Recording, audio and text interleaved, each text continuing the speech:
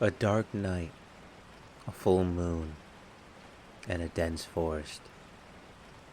The perfect hunting ground for a monster that has lurked in humanity's mind for millennia. A werewolf. A person who can change from human to beast, sometimes with no control over oneself, sometimes with the power to morph whenever they please. This idea of the werewolf has been ingrained in humanity's fear for a long time, but would not reach full hysteria and panic till the 16th century and the following centuries to come. A period before the Salem witch hunts was a period where werewolves apparently wreaked havoc, a period of death. Before we get to the full-blown pitchforks and torches that villagers would ensue in the 16th, 17th, and 18th century, we must first follow the trail of where this all started. In this case, a trail of blood. The idea of werewolves, or people having the ability to transform into wolves, dates back before the ancient Greeks. It seems our early ancestors were devising myths on wolves since we could do complex thoughts. And over the years, in every region of the world where wolves roamed, humanity has devised ideas on some type of creature that could transform from human to wolf. Not necessarily carrying the title of werewolf, depending on the culture, but it seems everybody feared the big, bad wolf. As humanity advanced in technology and science, our fear of such myths for a time went more towards the wayside, became less of a reason to lock your doors at night, and more of a story to tell around the fire. That would be until the medieval ages and the Crusades. First, in the 800s AD under Charlemagne's rule. For those who don't know about Charlemagne, shame on you. But in summary, in Europe, Charlemagne was close to godlike status. And under Charlemagne's rule, killing wolves became legal to do so. With so many people idolizing Charlemagne, wolves became more of monsters than animals. Surely, Charlemagne knows best. The wolves must be vile creatures, the people most likely thought. And as Christianity also grew, so too did seeing monsters around every corner. By the 1400s, people started to be prosecuted as werewolves, mainly in different pockets across Europe. Not a continent-wide panic. Not yet. But a big area in the 1400s seeing werewolves was in Switzerland, where a few hundred people were tried and found guilty of werewolfery. Yes, that is a real word. And for the crime of turning into wolves and supposedly slaughtering cattle, they were all burnt at the stake. Not a great way to go, but not the worst way in the panic of werewolves. Switzerland would set the precedent for the rest of Europe to follow on how to handle werewolves. Or so one would think. That would be until the French and Germans got involved, and they somehow turned it up a notch. France itself has had a complicated, long history with wolves. They have many stories and tales of animals hunting and killing. So, when it's time for the season of the werewolves, the French were full on board. It is important to point out, not just the French, but all of Europe during the 16th, 17th, 18th century, and a little bit into the 19th century, is when werewolf hunting would be in full swing. War, famine, and plague was common, so when you have a bunch of bad things happening around you and to you, it is easy to see monsters where there isn't any. But the first big case of werewolfery in France would be in 1521 AD, in Poligny. with Michael Verdun, Pierre Boguet, and Philbert Montel. Those men, their necks would be on the line, figuratively and literally. How they were first thought of being werewolves begins with a traveler who was attacked by a wolf. The traveler, pissed off, I imagine why, followed the wolf tracks to a house, the house of Michael Verdun, where inside he found Michael, covered in blood. The traveler rushed to the local authorities and said he found a shapeshifter. Quickly, Michael was brought in for questioning, aka torture, where he eventually admitted to his crimes, the crimes of being a shapeshifter, murderer, eating humans, and being in league with the devil himself. He also confessed of two other shapeshifters he knew about, Pierre Boguet and Philbert Montel, where they were brought in for questioning. After some advanced interrogation techniques from the local authorities, Pierre told a tale hoping to be shown mercy. He said that in the years earlier that he would make a pact with a mysterious rider with a corpse hand, and if he denounced God to the rider, that none of their sheep or livestock would ever perish. Not knowing truly what he did, a few years later, as part of the deal with the rider, Michael would give him and Philbert a cream to turn them into wolves to hunt unwary travelers and children. Pierre would also admit to killing and eating 2 children. As for Philbert, his side of the story we don't know. There is no record of him confessing, but his fate was basically sealed without his side of the story ever being told. All 3 men would be found guilty and be burned to death at the stake.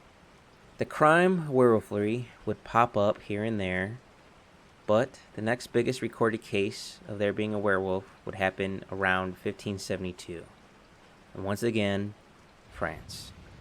Specifically, a town in eastern France, a town called Dole. In this town lived a hermit, the hermit of Dole, whose name was Gilles Garnier. Garnier was a strange fellow, a bit of an outcast, which is a common theme in these werewolf hunts. All the werewolves tend to be the poor, mentally ill, or outcast. Seems like a very targeted group. Well, in the town of Dole, 7 children had gone missing. Naturally, people went looking for the children. They found some of them, but not how one would hope. They found some of them half-eaten, bloody, torn apart. People began to look for the culprit, or culprits, of such a heinous crime. A hunting group would come across an animal attacking a child, and one of those hunters said the beast had features that resembled Garnier. Based on that alone, Garnier and his wife were brought in for questioning.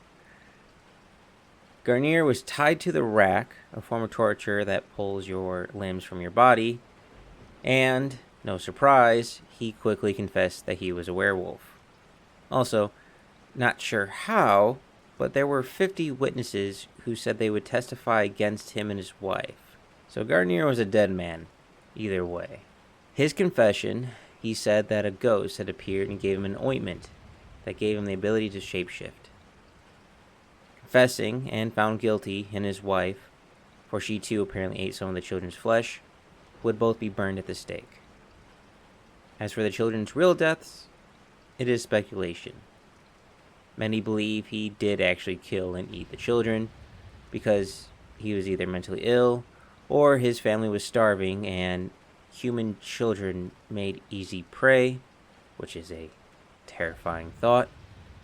And of course, there's always the possibility that someone else or something else killed the children. Now we turn our eyes to a German case in the city of Bedburg by the name of Peter Stubbe, sometimes in the history books, who went by the name Peter Stumpp, who, at the time of the story, about 50-ish years old in 1589.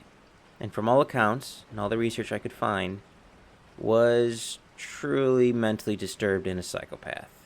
He apparently, for 25 years, been killing and eating men, women, and children.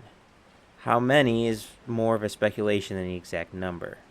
Some saying 16 people, one of them being his own son. Others saying a high unknown number of people. The truth will never be known. As for how Peter came under suspicion or was caught, it's a bit of a fable in itself, and it happened in one of two ways. One story goes that a local farmer in the city of Bedburg was attacked by a wolf. In the fight, the farmer was able to cut off the wolf's left paw. Some time would pass, and the farmer would run into Peter and see that Peter was also missing his left hand. The wolf who attacked was missing a left hand. Peter was missing a left hand. By village logic, the wolf must be Peter.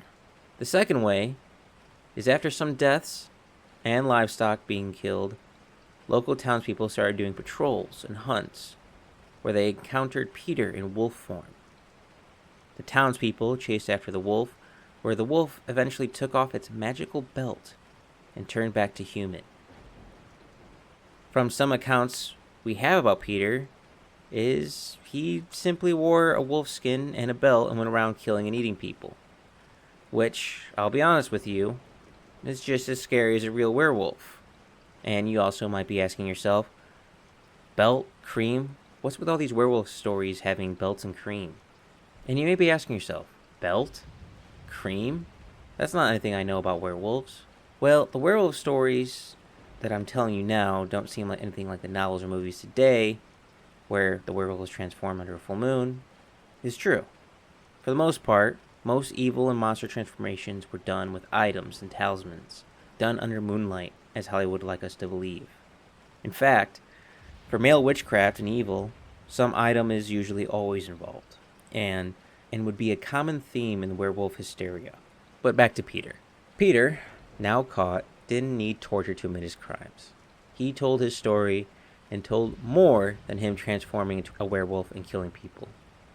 He told everyone he made a pact with the devil, not for money, but for the ability to turn into a werewolf to hunt and kill. He also admitted to having sex with a succubus and having incest relationships with his daughter. Well, for admitting his crime, and the crimes people didn't know about, he was sentenced to be executed. His execution would happen October 31st, 1589. His execution would be the worst than most, for two reasons. One, being his numerous crimes, and secondly, and this is speculation, the local government wanted to make an example out of Peter, to calm the townspeople from all the witchcraft that was in their minds. Peter's execution would be composed of him being tied to a wheel, skinned alive with lashes and hot pincers, many his bones broken, then be decapitated. His body would be burnt at the stake, and his head mounted on a post with a wolf carved into the wood. As for his daughter, who he admitted to having sexual relationships with, she too was tortured and burned alive for the crime of incest. Not exactly fair, and I feel sorry for that poor girl. Now from Germany back to France, where now we talk about one of the most famous cases in France, the Werewolf of Caud, or sometimes called the Werewolf of Angers. The year is 1598 and takes place in, surprise, surprise, Angers and Caud. A hunter, or a group of hunters, came across a teenage boy around the age of 15 who was torn to bits, blood still pouring out of his body, which indicated the freshness of the kill. The hunters decided to get a closer look when two wolves in the bushes ran away. The hunters, armed and or with the numbers, decided to pursue the wolves and seek justice. As they ran after the wolves through the undergrowth of the forest, the hunters would come across a deranged man, tall in size, with matted hair and a long beard. his clothes torn, ripped, barely hanging together on him, and under his fingernails were fresh, bloody flesh. The group of hunters, caught off guard when a half-naked man, covered in blood, stood before them, but nonetheless they mustered up their courage and seized the man, bringing him in to town for a trial. The man would be Jacques Roulet. Jacques Roulet was not native to the territory. He was a wanderer, a vagabond, along with the rest of his family, which included his brothers and his cousin. While being questioned in the town by the officials, torture, this time, was also not needed, supposedly. I also imagine the threat of torture more than likely made many men talk. Either way, he openly confessed to killing the boy, and admitted to killing and eating other women and children before he was caught by the hunters. He confessed the 2 wolves that the hunters initially chased were his brother and his cousin. From there, he went into detail about attending a witch's ritual and the details of murders he committed, which aligned with actual murders which authorities chalked up to wolf kills. So he may have not been the best of humans. He blamed him and his family members' transformations on a cream that his parents gave them. This cream made them transform into wolves and seek human flesh, with no control over themselves. Needless to say, the defense that your parents gave you a cream that made you transform into a werewolf and eat humans didn't really work. He was found guilty, but then Jack would play a card up his sleeve. He would appeal to the Parliament of Paris. They accepted his appeal. While at Parliament, he said his confession had been made under duress, and he actually didn't do the crimes, even though they basically caught him red-handed. Literally, not figuratively. Parliament decided to just declare him insane, or in their words, feeble-mindedness. A case of lycanthropy. Lycanthropy, for those who don't know, is a mental disorder that a person believes that they are a wolf. Being found insane, he was sentenced to receive religious education and then sent to an asylum for 2 years. A much better case than being burned alive at the stake, if you ask me. And for my favorite werewolf case, this one just makes me smile thinking about it. We are jumping forward in time a bit and skipping a lot of werewolf cases. There's just too many to cover. Thousands of people were accused of being werewolves.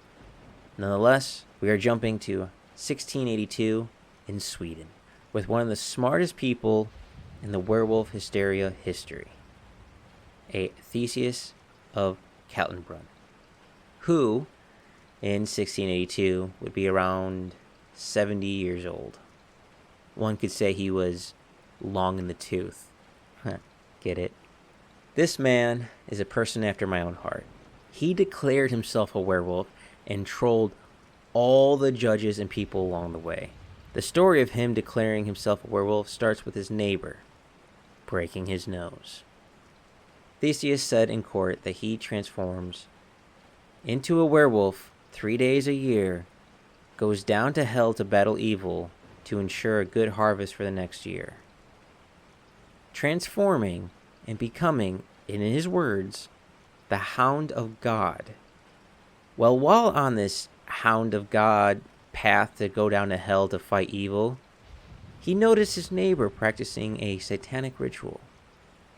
Naturally, Theseus, being a Hound of God, went to confront his neighbor, where his neighbor hit him with a stick, breaking his nose.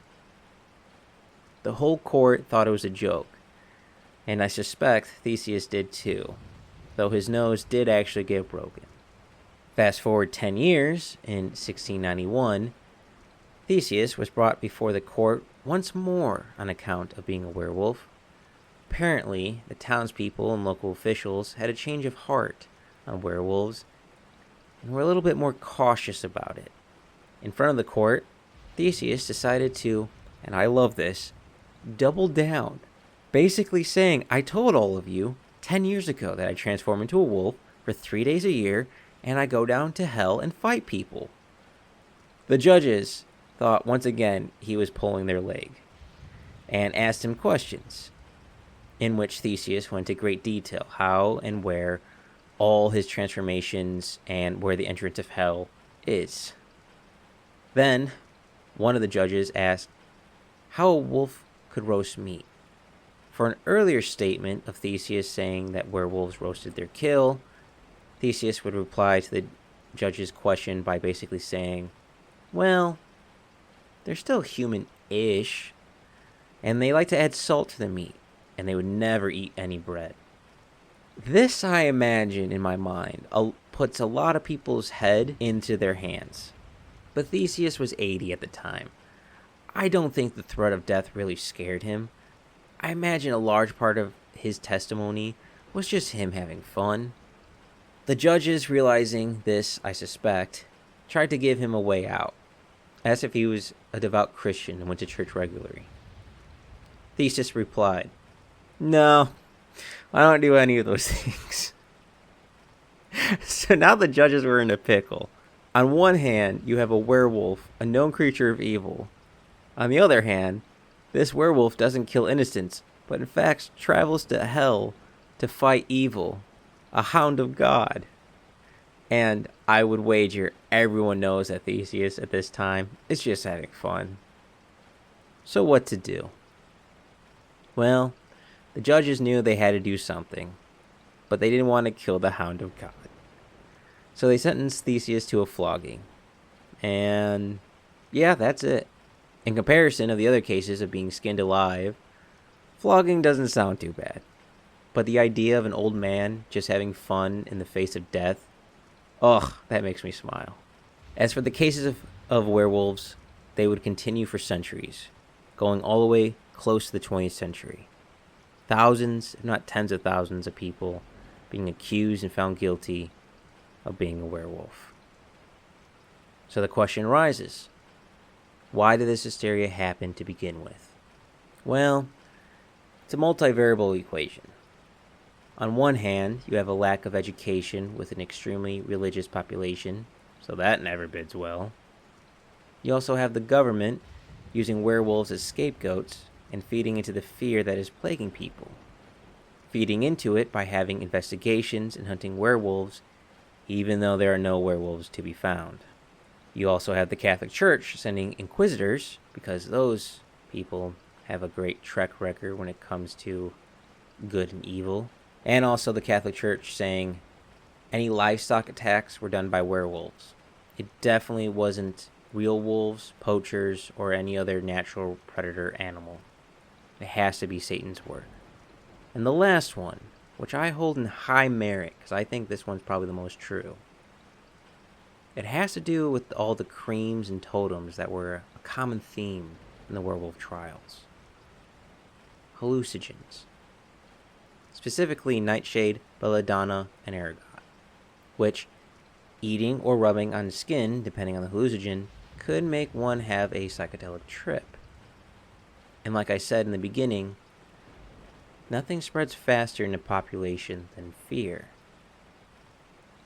So, I can easily imagine already having a brittle relationship with wolves, being uneducated, and highly religious. Then you add hallucinogens to the mix. I can 100% see how people could see monsters in the shadows and spread that fear, even though there was nothing there to begin with. So if you should pull anything away from this tale of werewolf hysteria, is that werewolves are most likely not real. But men dressing in wolf pelts and killing and eating people absolutely are, which is just as frightening. I also implore you to look into more of the werewolf trials. There's many. Not as many as the witch trials, which for some reason tends to cover up the werewolf hysteria and takes more of the limelight. But there are still many fascinating, interesting cases. And with that being said, be cautious of men in wolf pelts. And as always, thank you all for listening.